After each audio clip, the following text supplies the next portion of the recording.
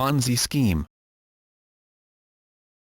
A Ponzi scheme is a fraudulent investment operation where the operator, an individual or organization, pays returns to its investors from new capital paid to the operators by new investors, rather than from profit earned by the operator.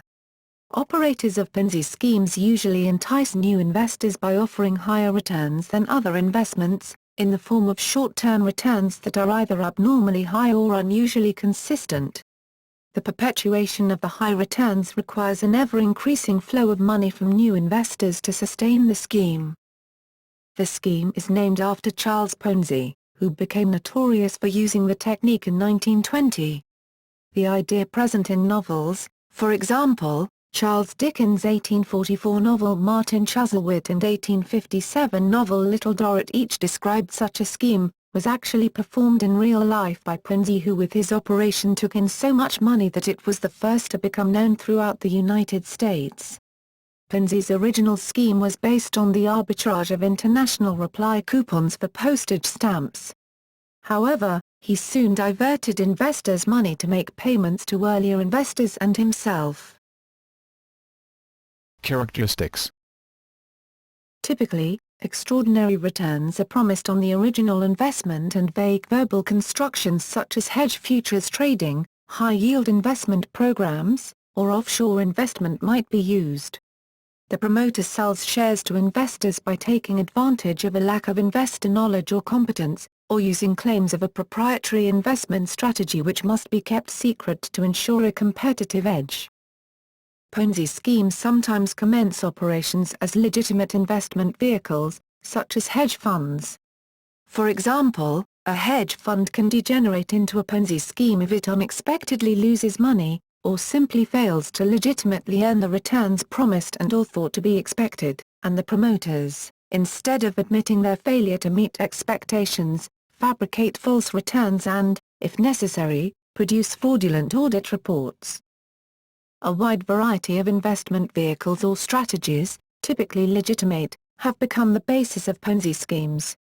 For instance, Allen Stanford used bank certificates of deposit to defraud tens of thousands of people. Certificates of deposit are usually low-risk and insured instruments, but the Stanford CDs were fraudulent. Initially, the promoter will pay out high returns to attract more investors, and to lure current investors into putting in additional money. Other investors begin to participate, leading to a cascade effect. The return to the initial investors is paid out of the investments of new entrants, and not out of profits. Often the high returns encourage investors to leave their money in the scheme, with the result that the promoter does not have to pay out very much to investors. He simply has to send them statements showing how much they have earned. This maintains the deception that the scheme is an investment with high returns. Promoters also try to minimize withdrawals by offering new plans to investors, often where money is frozen for a longer period of time, in exchange for higher returns. The promoter sees new cash flows as investors are told they cannot transfer money from the first plan to the second. If a few investors do wish to withdraw their money in accordance with the terms allowed, their requests are usually promptly processed, which gives the illusion to all other investors that the fund is solvent. Unraveling of a Ponzi scheme. When a Ponzi scheme is not stopped by the authorities, it sooner or later falls apart for one of the following reasons.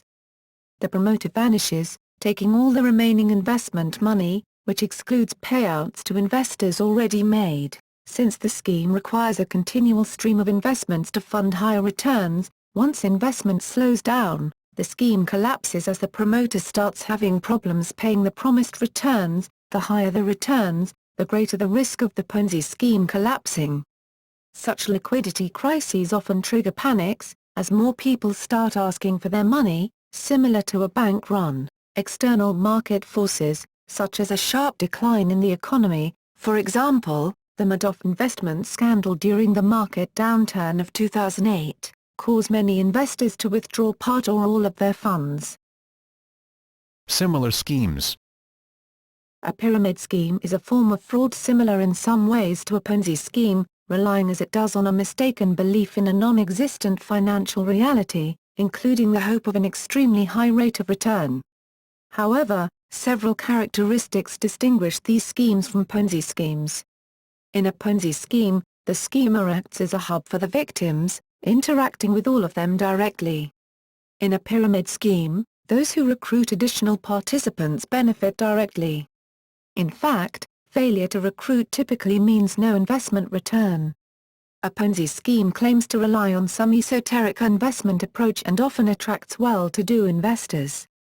Whereas pyramid schemes explicitly claim that new money will be the source of payout for the initial investments.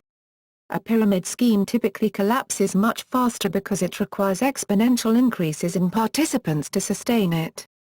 By contrast, Ponzi schemes can survive simply by persuading most existing participants to reinvest their money, with a relatively small number of new participants. In a Ponzi scheme, the schemer acts as a hub for the victims, interacting with all of them directly. In a pyramid scheme, those who recruit additional participants benefit directly. In fact, failure to recruit typically means no investment return. A Ponzi scheme claims to rely on some esoteric investment approach and often attracts well-to-do investors. Whereas pyramid schemes explicitly claim that new money will be the source of payout for the initial investments, a pyramid scheme typically collapses much faster because it requires exponential increases in participants to sustain it. By contrast, Ponzi schemes can survive simply by persuading most existing participants to reinvest their money, with a relatively small number of new participants. An economic bubble. A bubble is similar to a Ponzi scheme in that one participant gets paid by contributions from a subsequent participant, until inevitable collapse. A bubble involves ever-rising prices in an open market, for example stock, housing, or tulip bulbs, where prices rise because buyers bid more because prices are rising. Bubbles are often said to be based on the greater fool theory.